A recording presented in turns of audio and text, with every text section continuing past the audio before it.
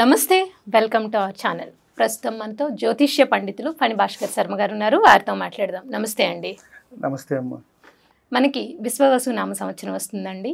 So Vishwavasu నామ సంవత్సరంలో మేషాది ద్వాదశ రాశులకు ఎలా ఉంటుంది, అలాగే వారు పాటించాల్సిన పరిహారాలతో పాటు అసలు గ్రహస్థితి ఎలా ఉంది, గ్రహ సంచారం, గ్రహస్థితి, ఆదాయ వ్యయాలు కూడా ఎలా ఉన్నాయో ఒక్కసారి చెప్పండి. శ్రీ గురుభ్యో నమః, శ్రీమాత్రే నమః. నమస్కారం అమ్మ. అలాగే వీక్షకులందరికీ కూడా శ్రీ విశ్వావసునామ సంవత్సర శుభాకాంక్షలు. ముందుగా మనం చూసుకున్నట్టయితే గ్రహ సంచారం ఎలా ఉంది అనేది ఒకసారి చూసుకుని దాని తర్వాత గ్రహస్థితి కూడా తెలుసుకునే ప్రయత్నం చేద్దాం. ముఖ్యంగా మనకి గ్రహ సంచారం వచ్చి మే 14 రాత్రికి ఏవైతే 15 మనకి గురువు వృషభం నుంచి మిథునంలోకి సంచరిస్తారు. అలాగే మనకి శని భగవానుడు వచ్చి రేపు మార్చి 30వ తారీఖు కుంభం నుంచి మీనంలోకి సంచారం జరుగుతుంది. అలాగే రాహుకేతువులు కూడా వచ్చేటప్పటికి మే 19వ తారీఖు మీనం నుంచి కుంభంలోకి రాహు వస్తారు. అలాగే కేతువు కన్య నుంచి సింహంలోకి వెళ్తారు. సో ప్రధానంగా ఈ గ్రహస్థితిని మనం చూసి ఆధారం చేసుకుని మనం ఫలితాలు అనేవి నిర్ధారించడానికి మనం ప్రయత్నం చేస్తాం. ముఖ్యంగా ఎలా ఉంటుంది, ఏ రాశి వారికి ఎలా ఉంటుంది, వారికి నడిచే ముఖ్యంగా మహర్దశ అనేది ముఖ్యమండి. ఇది ఏమిటి అంటే గోచార ఫలితాలు, గ్రహ సంచారము అనేది మనం చూసుకుంటాం. ప్రతి గ్రహం కూడా ఒక నిర్దిష్టమైన సమయంలో కాలం తిరుగుతూ ఉంటుంది. రవి కానివ్వండి, రాహు కానివ్వండి, గురువు కానీ అతి ఎక్కువగా తిరిగేది వచ్చేటప్పటికి 2.5 సంవత్సరాలు శని భగవానుడు ఒక్కొక్క దాంట్లో. కాబట్టి ఈ సంచారం మనకి మార్చి 30వ తారీఖు 2020 నుంచి 2027 చివరి వరకు కూడా మీనరాశిలోనే ఉంటారు. మనం ఇప్పుడు గ్రహస్థితి గురించి తెలుసుకున్నట్టయితే మనకి ఉగాది రోజు మార్చి 30వ తారీఖు మనకి ఉగాది అనేది రావటం జరిగింది.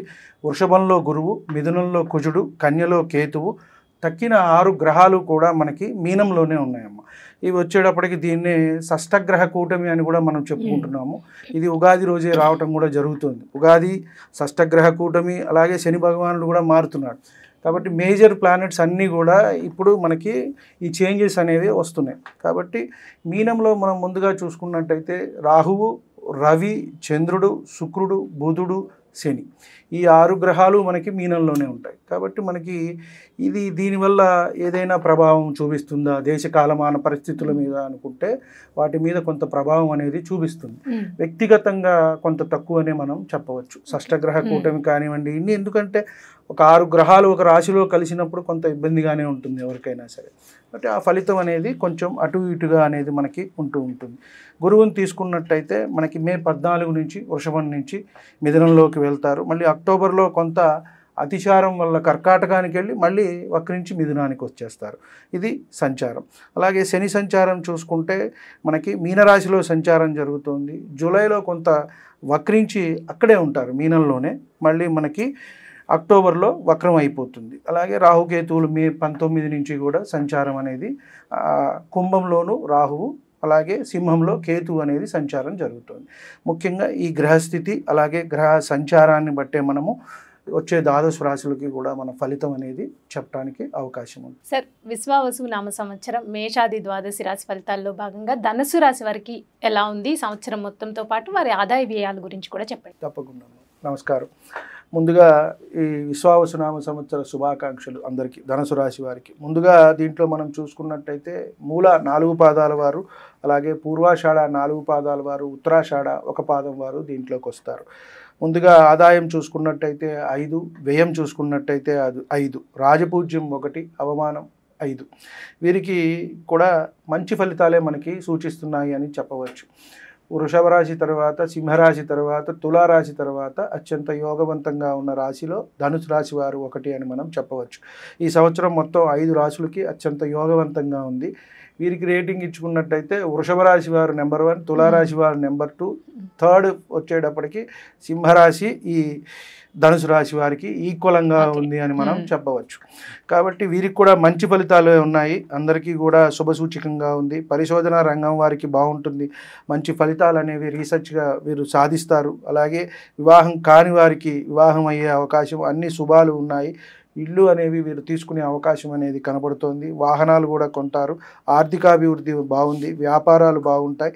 అలాగే అమ్మకం కొనుగోళ్లలో వీరికి లాభాలు అనేవి జరుగుతాయి. అంటే ఏదైనా స్థలాలు ఉన్నాయనుకోండి, అవి అమ్మదలుచుకుంటే లాభంలో వీళ్ళైతే అమ్ముతారు. కొంత ఉదర సంబంధమైన వ్యాధులు వచ్చే అవకాశం అనేది, అలాగే కండరాలు నొప్పులు కూడా వచ్చే అవకాశం ఉంది. జాగ్రత్త అనేది అవసరం. అలాగే శని, ఇక్కడ వీరికి చతుర్థంలో శని మొదలవుతుంది. ఏలినాటి శని అవటం కాదు, చతుర్థంలో శని అనేది వీరికి మొదలవుతుంది. కాబట్టి కొంత జాగ్రత్త అనేది అన్ని విషయాల్లో అవసరం. ఎంతైనా కార్యానైనా సరే వీళ్ళు అవలీలుగా అయితే సాధిస్తారు. కాబట్టి కొంత క్రమశిక్షణతో జీవితాన్ని గడపాలి, లేకపోతే ఇబ్బందులు. అంటే కాస్త జూదం వైపు వెళ్ళే అవకాశం కనబడుతోంది. వీళ్ళు జూదాలు, బెట్టింగులు, మత్తు పదార్థాలకి బానిసలయ్యే అవకాశం అనేది కనబడుతోంది. కాబట్టి అది జాగ్రత్తగా ఉండాలి. అంటే అనైతిక, అసాంఘిక వ్యవహారాల్లో ఇబ్బందులు, చికాకులు అంటే ఇరుక్కునే అవకాశం కూడా కనబడుతోంది శని వల్ల, చతుర్థ సంచారం వల్ల. అంటే మళ్ళీ అక్కడి నుంచి దశమం మనల్నే చూస్తూ ఉంటారు కాబట్టి ఆ రకమైన ప్రేరణ అనేది మనకి జరుగుతూ చేస్తారు. కాబట్టి జాగ్రత్త అవసరము.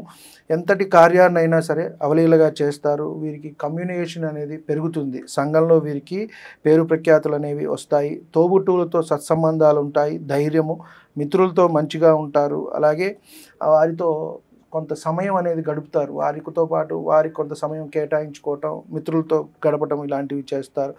విద్యార్థులు కూడా రాణిస్తారు. ఎవరైతే ఈ సంవత్సరం ఎంట్రన్స్ ఎగ్జాములు రాస్తున్నారో వాళ్ళందరికీ కూడా మంచిగా ఉంటుంది.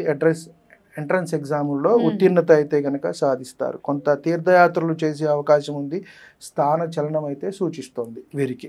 ముఖ్యంగా వ్యవసాయదారులకు బాగుంది. సినీ నాటక రంగాల్లో ఉన్న వారికి కూడా బాగుంది. కొంత ఒడిదుడుకులు అనేవి అప్పుడప్పుడు, అంటే శని సంచారం వల్ల చతుర్థంలో ఉన్నప్పుడు కొంత ఉంటాయి. ఎందుకంటే సహజంగా వాహనాలు తోడేటప్పుడు జాగ్రత్త అనేది అవసరం. ప్రయాణాలు చేసేటప్పుడు కూడా జాగ్రత్త అవసరం. చతుర్థంలో కొంత ఉన్నప్పుడు యాక్సిడెంట్స్ అనేవి అయ్యే అవకాశం అనేది ఉంటుంది. జాగ్రత్త అనేది వీరు తీసుకోవాలి. అంటే మనం పరిశీలన చేసుకుంటే గురుబలం ఉన్నది కాబట్టి కొంత వీరు దాని నుంచి బయటపడతారు అని. అలాగే రాహుకేతువుల సంచారం అయినా సరే కొంత ఇబ్బంది లేదు వీరికి. తృతీయంలోకి రాహు వస్తున్నాడు కాబట్టి బాగుంది అని మనం చెప్పవచ్చు. ఏ తర్వాత చూసుకుంటే వీరికి బాగుంది అని మనం చెప్పవచ్చు. ఓకే అండి.